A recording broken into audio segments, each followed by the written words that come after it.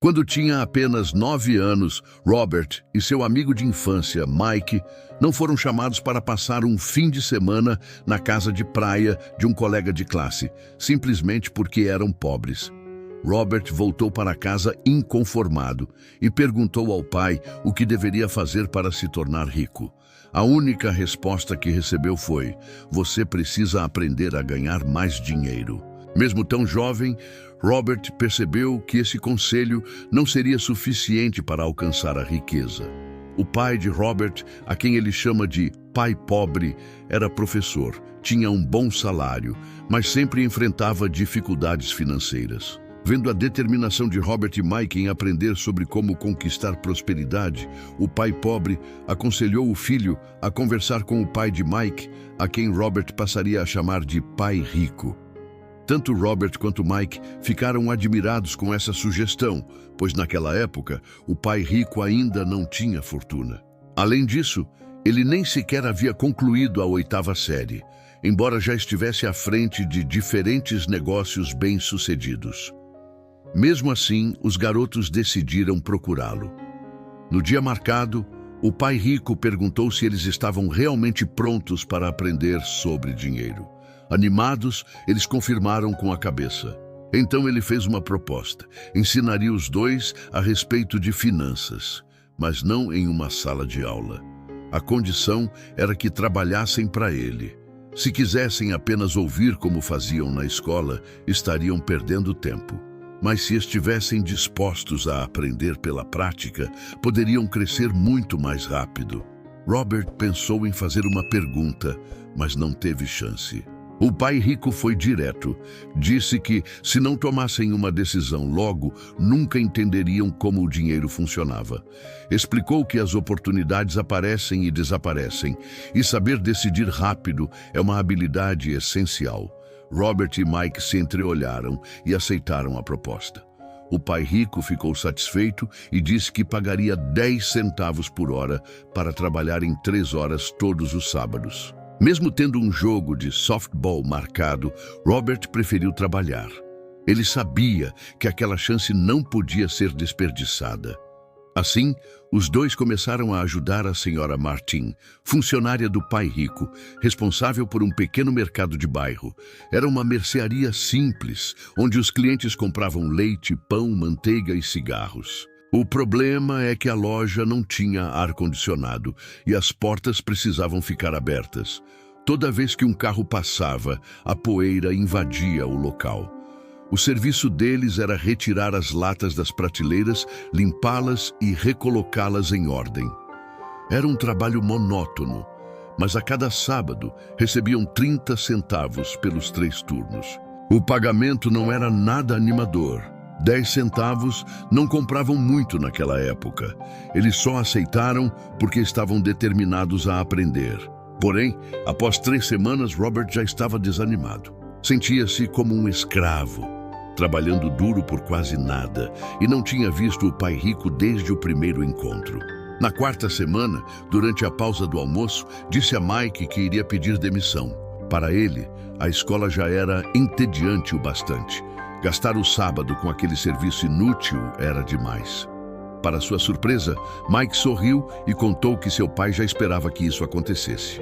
Ele havia dito a Mike para procurá-lo assim que Robert pensasse em desistir.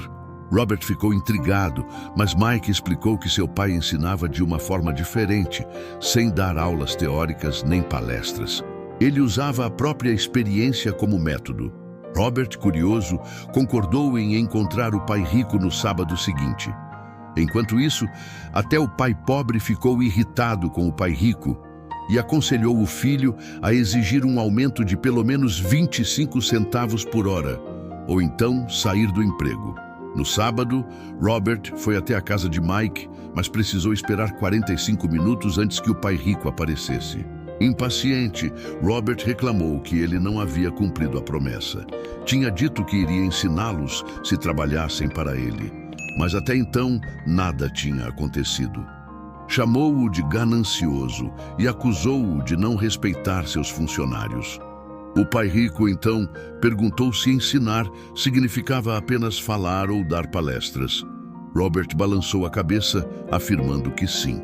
Foi nesse momento que o pai rico disse que a vida é a melhor professora de todas e que, na maioria das vezes, ela não fala nem explica nada. A vida simplesmente empurra as pessoas de um lado para o outro para forçá-las a aprender. Algumas se deixam levar, outras lutam contra coisas erradas, seja um emprego, um chefe ou até o cônjuge. Poucos, porém, enxergam esses empurrões como oportunidades de crescimento. Ele acrescentou que tinha mais de 150 funcionários, mas nenhum deles jamais lhe pediu para ensinar sobre dinheiro. Todos buscavam apenas segurança, um salário fixo, um contra-cheque no fim do mês. Poucos entendiam o verdadeiro propósito do trabalho. Quando Mike contou que ele e Robert queriam aprender, o pai rico resolveu criar um programa de ensino baseado em experiências reais da vida. Ele lhes pagava apenas 10 centavos por hora, o que de início os deixou indignados, mas explicou que queria que eles experimentassem as dificuldades da vida para compreenderem o que ele estava tentando ensinar. Quando o pai rico perguntou a Robert o que havia aprendido recebendo um salário tão baixo, ele reclamou de sua avareza e da falta de consideração pelos empregados. Chegou até a ameaçar pedir demissão caso não recebesse um pagamento maior ou ensinamentos mais valiosos. O pai rico explicou que a maioria das pessoas faria exatamente o que ele sugeria.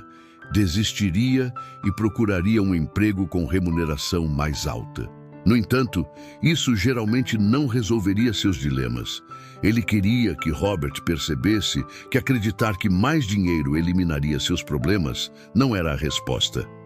A verdadeira solução era aprender a fazer o dinheiro trabalhar para você. Aos poucos, Robert começava a captar a lição que estava sendo transmitida. Então, o pai rico perguntou se Robert ainda tinha interesse em aprender. Quando ele respondeu que sim, veio a surpresa. O pai rico disse que pararia de pagá-lo pelo trabalho na loja. Robert ficou desnorteado. Havia pedido um aumento e agora teria que trabalhar de graça. Mas o pai rico explicou que se ele quisesse realmente ganhar mais, precisaria usar a mente e descobrir como. Robert e Mike trabalharam sem receber nada por 3 semanas. Certo dia, o pai de Mike apareceu e levou os garotos para tomar sorvete. Nesse momento, o pai rico perguntou se já haviam aprendido algo. Eles disseram que não. Então, ele respondeu que era melhor começarem a refletir sobre a lição que os aguardava. Para ilustrar, pediu que observassem a senhora Martin e as pessoas no parque. Perguntou se a vida que levavam parecia inspiradora. Trabalhar pesado a vida toda por quase nada, agarrados à falsa sensação de segurança de um emprego, ansiando por 3 semanas de férias anuais e uma aposentadoria depois de 45 anos de esforço. O pai rico disse que se esse tipo de vida os empolgasse, poderia oferecer um aumento de 25 centavos por hora. O coração deles disparou. Sabiam que era uma quantia significativa para sua idade. Ainda assim, recusaram. Vendo a resistência, ele aumentou a proposta para $1, depois 2. A cada aumento, o coração de Robert parecia explodir e sua mente o empurrava para aceitar. $2 por hora o tornariam o garoto mais abastado que conhecia. Ele já imaginava uma bicicleta nova, uma luva de beisebol e a admiração dos colegas. Queria dizer sim, mas sua boca permaneceu fechada. O pai rico os encarava com firmeza, ciente de que testava suas emoções. Ele sabia que cada pessoa tem um lado vulnerável, que pode ser comprado, mas também uma parte forte e incorruptível.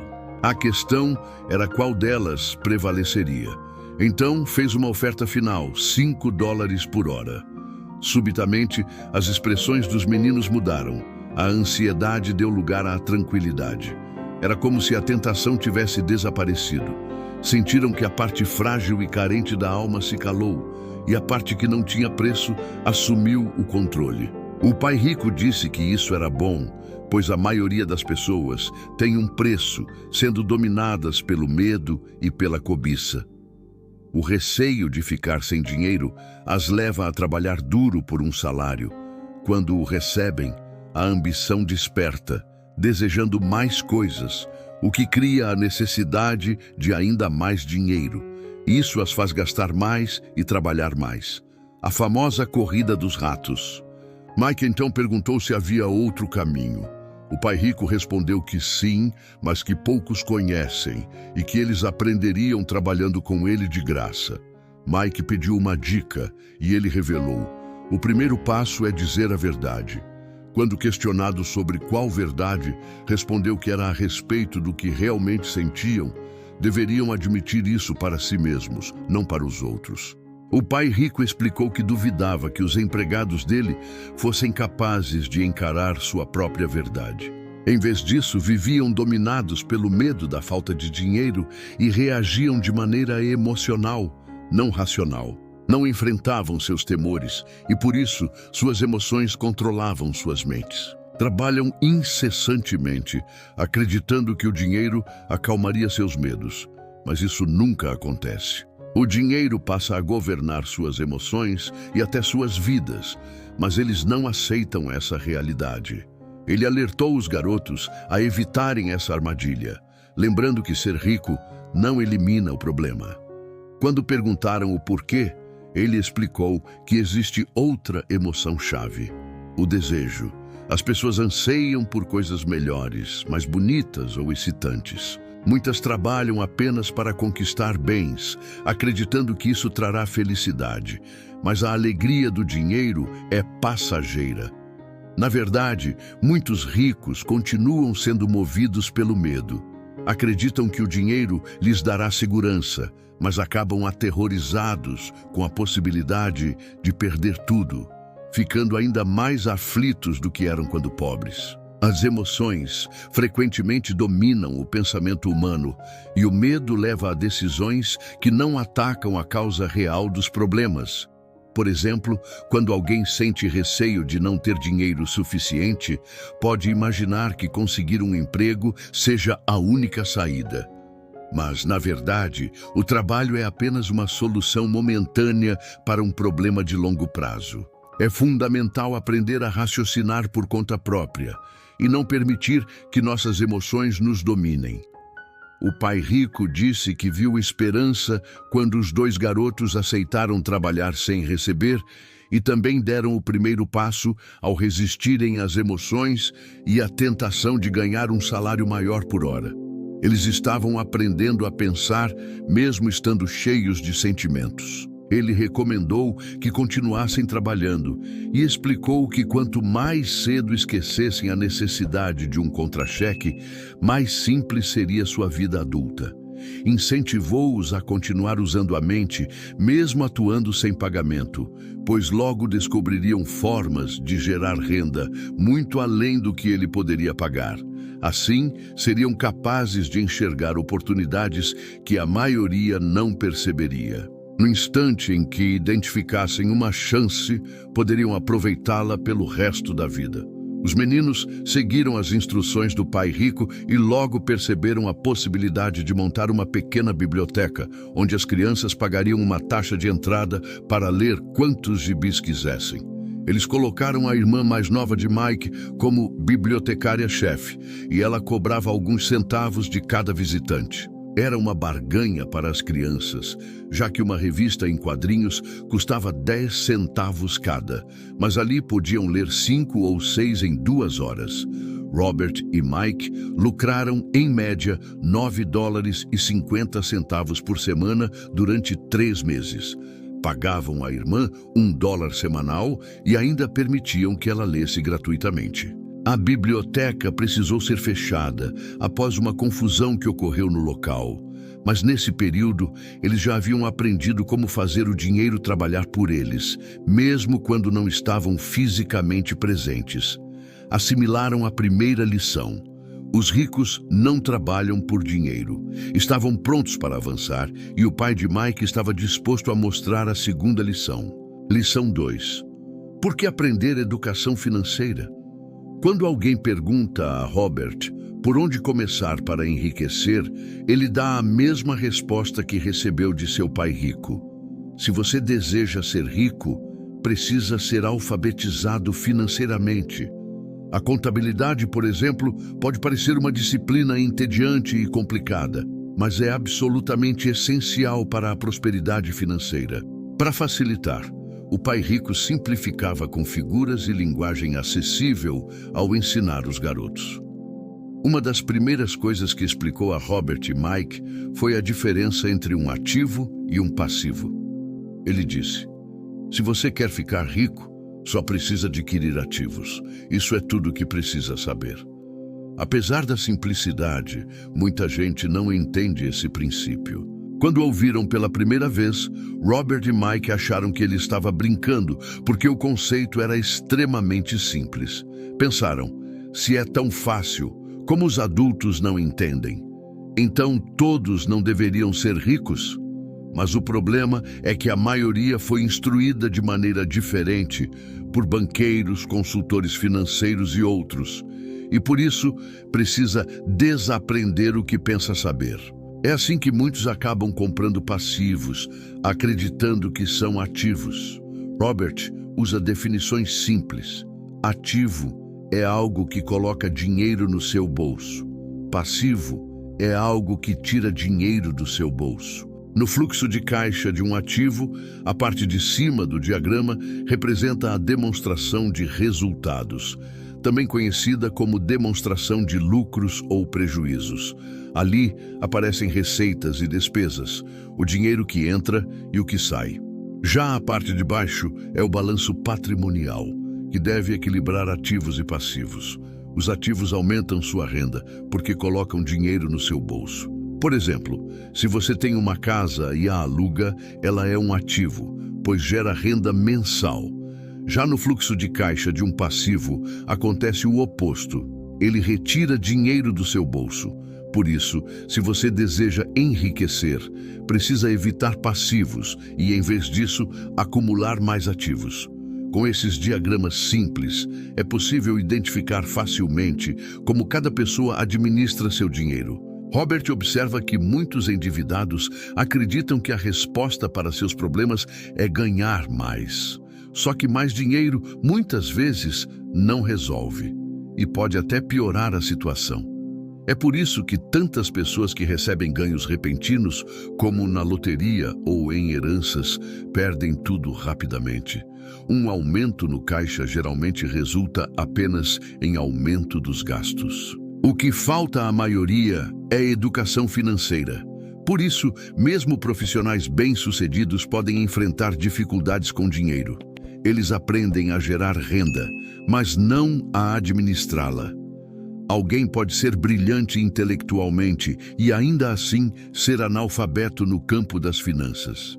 Essas pessoas aprendem a trabalhar por dinheiro, mas não a fazer com que o dinheiro trabalhe para elas. Muitos ainda acreditam que sua casa seja um ativo, mas Robert ensina que ela é um passivo, pois retira recursos do seu bolso através de impostos, manutenção e outras despesas.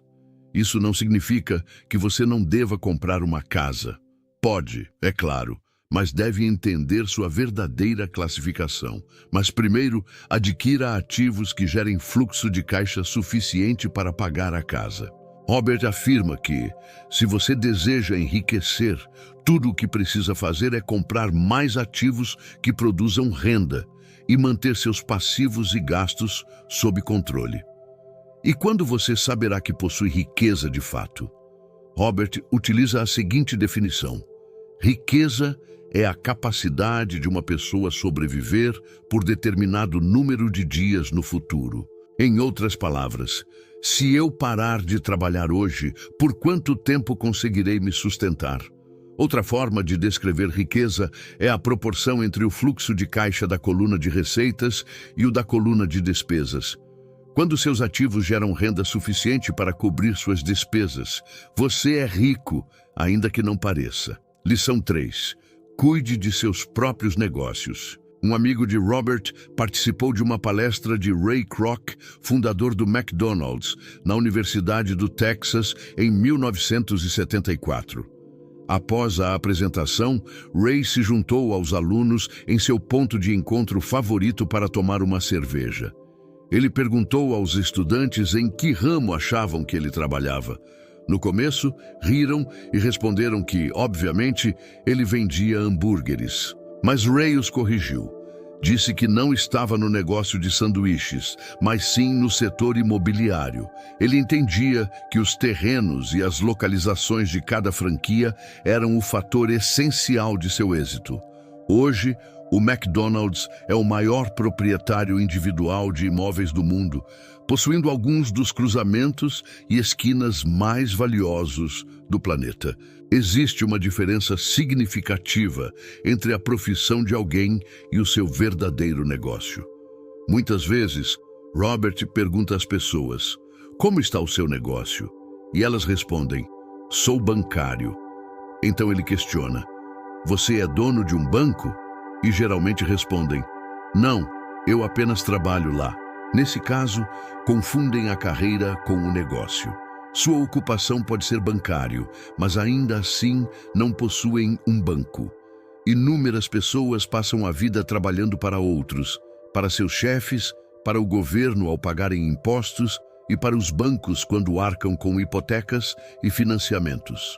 O que Robert e o pai rico sabiam é que o terceiro segredo dos ricos é: cuide de seus negócios. Não gaste sua vida inteira administrando os negócios alheios e tornando-os prósperos. Cuidar do seu negócio não significa necessariamente abrir uma empresa e abandoná-la para outros. Em alguns casos, pode ser isso, mas na maioria, cuidar do seu negócio significa fortalecer sua coluna de ativos, não apenas a coluna de receitas. Mantenha seu emprego formal, mas comece a adquirir ativos verdadeiros, não passivos, que perdem valor assim que você conclui a compra. Mantenha as despesas reduzidas, diminua os passivos e construa, com disciplina, uma base sólida de ativos. Os pais precisam ensinar isso aos filhos antes que deixem o lar, para que compreendam o que é um verdadeiro patrimônio e não fiquem presos a um estilo de vida cheio de dívidas. Robert explica que os ativos genuínos se encaixam em algumas categorias. Negócios que não exigem sua presença direta. Você é o dono, mas são administrados por terceiros. Se você precisa estar lá, não é um negócio, é um emprego. Ações, títulos, imóveis que geram renda, direitos autorais e propriedades intelectuais, como músicas e patentes. Qualquer outro recurso que tenha valor, produza renda ou se valorize. Ele também recomenda adquirir ativos que você realmente aprecie. Robert, por exemplo, adora imóveis e por isso dedica tempo pensando e comprando propriedades. Mas se você não gosta desse setor, não deve investir nele. Enquanto trabalhava na Xerox, Robert cuidava de seus próprios negócios. Manteve o emprego fixo e, paralelamente, construiu sua coluna de ativos. Quanto mais compreendia a contabilidade e fluxo de caixa, melhor analisava seus investimentos, até que, finalmente, criou sua própria empresa. Ele não recomenda que as pessoas abram um negócio a menos que tenham verdadeira vontade de fazê-lo. Caso contrário, aconselha a manter o emprego e, ao mesmo tempo, fortalecer seus negócios, construir e preservar uma coluna de ativos robusta. À medida que o fluxo de caixa cresce, você pode se dar ao luxo de adquirir bens supérfluos, mas somente se a renda proveniente dos ativos for suficiente para pagá-los. Ou seja, construa primeiro a coluna de ativos e permita que ela arque com os custos dos luxos. Só quando seus ativos gerarem receita bastante para sustentar esses desejos, você poderá comprá-los. Lição 4. A história dos impostos e o poder das empresas. Muitas pessoas veem Robin Hood como um herói, alguém que tirava dos ricos para dar aos pobres. Mas o pai rico não via dessa forma. Para ele, Robin Hood era um enganador. Embora a ideia popular seja de que os ricos devam pagar mais impostos para sustentar os pobres, na prática, quem carrega o peso da carga tributária é a classe média, especialmente a média e a média alta, que tiveram acesso à educação formal. Para compreender como isso ocorre, Robert faz um breve panorama da história dos tributos na Inglaterra e nos Estados Unidos. No princípio, não existiam impostos fixos, apenas cobranças temporárias ocasionais para custear situações como guerras. Em 1874, a Inglaterra transformou o imposto de renda em uma cobrança permanente para seus cidadãos. Já em 1913, foram os Estados Unidos que oficializaram de forma definitiva o imposto de renda. Esses países conseguiram fazer com que a população aceitasse os tributos, porque inicialmente eram exigidos apenas dos mais ricos.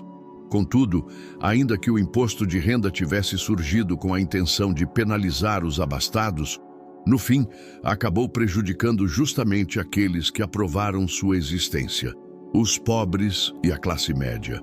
O pai rico explicou a Robert que ele e o pai pobre eram completamente opostos.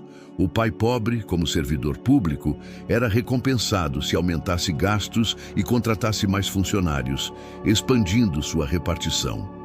Já o pai rico, quanto menos contratava e quanto menos dinheiro desembolsava, mais prestígio recebia de seus investidores.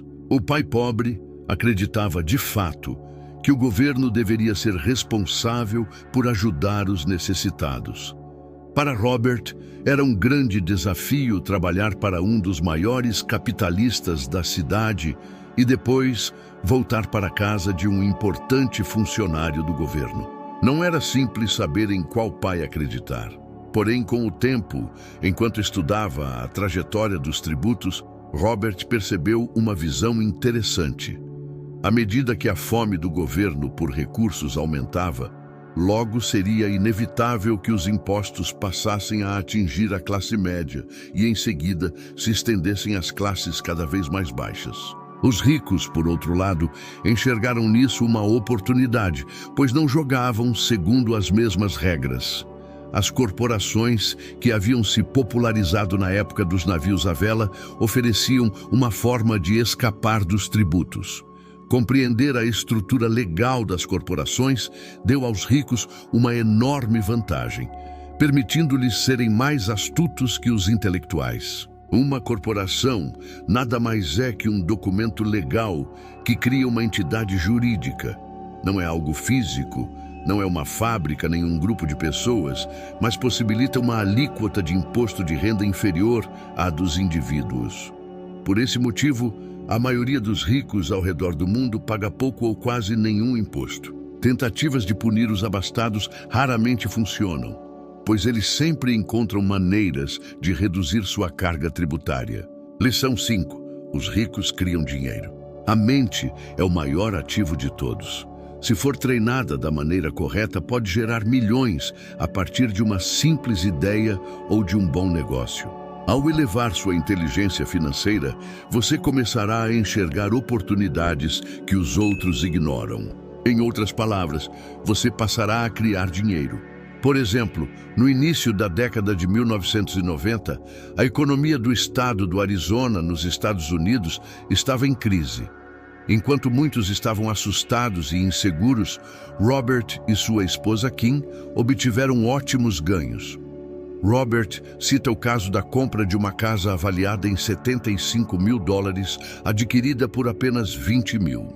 Eles precisavam de $2 mil para a entrada, mas como não tinham, pediram a um amigo que emprestasse o valor, oferecendo $200 como taxa. O amigo aceitou.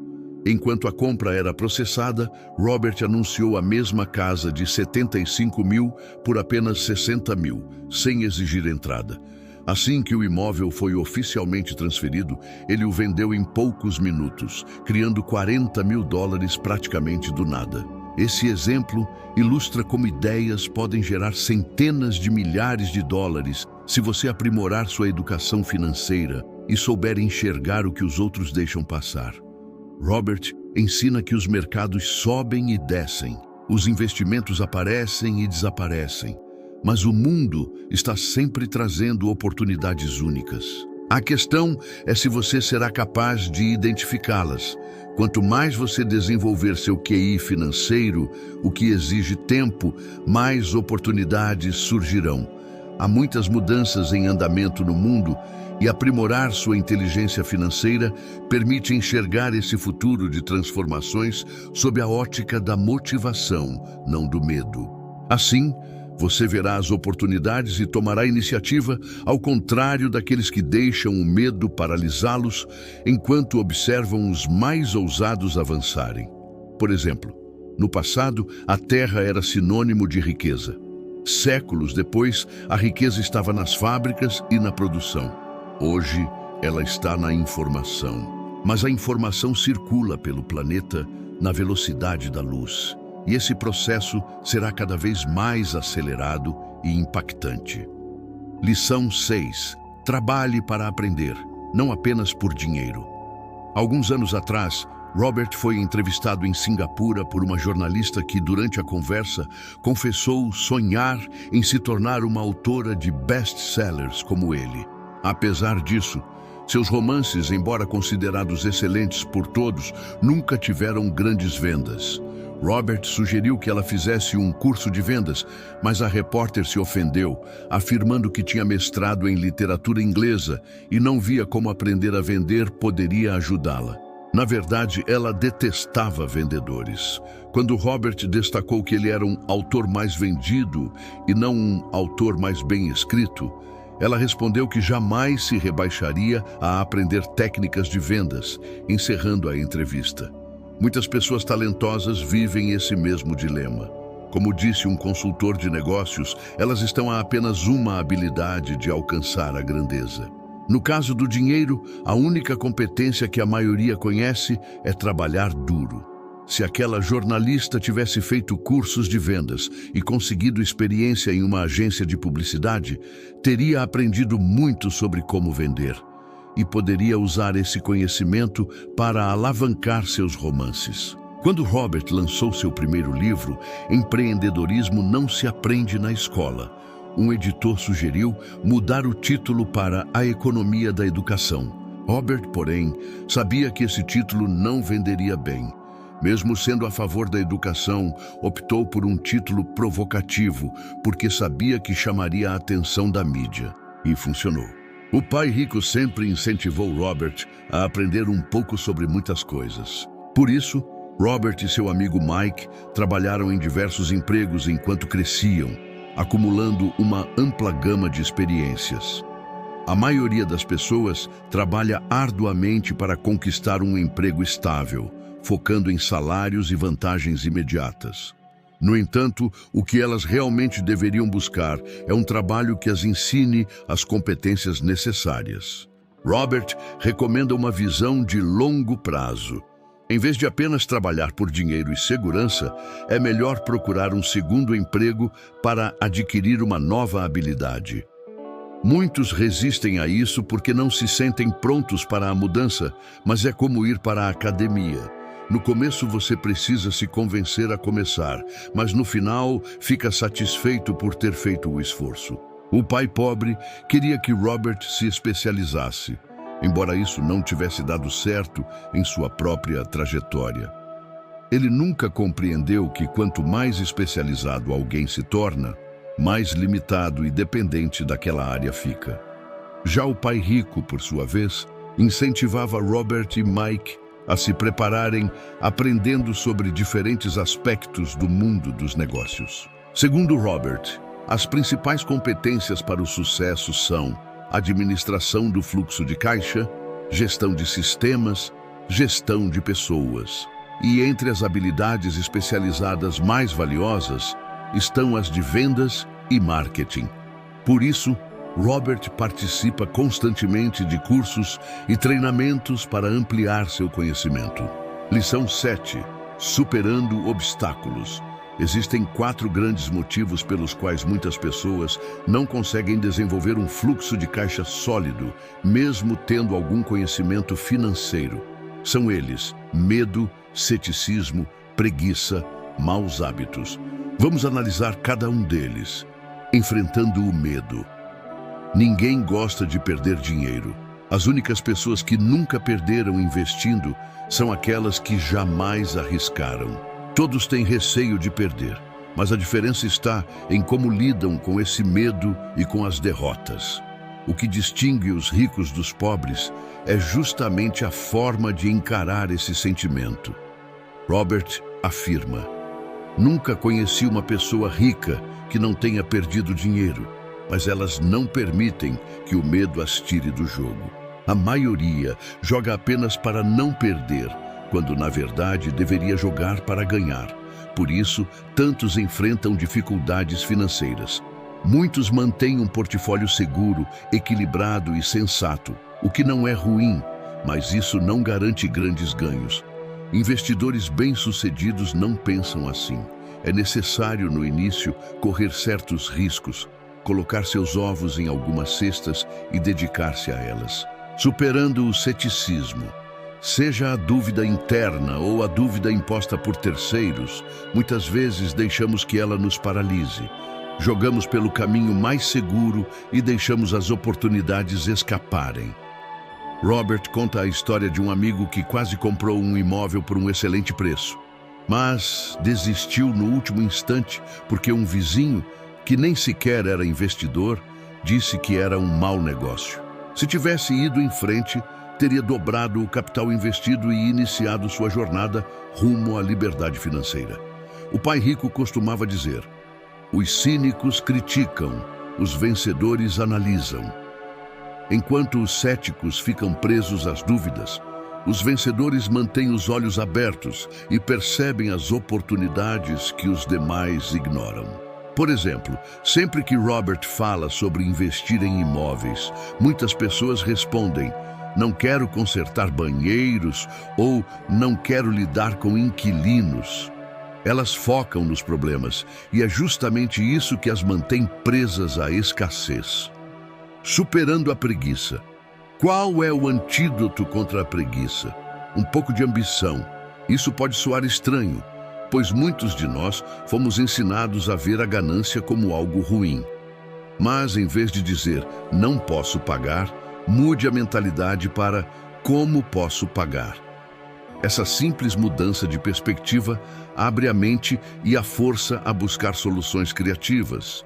Dizer "não posso" é uma mentira que gera um conflito entre o espírito humano e a mente acomodada. Perguntar "como posso pagar" fortalece sua mente e desperta seu espírito. Sem esse toque de ambição, não haveria progresso. O mundo evolui porque desejamos sempre algo melhor.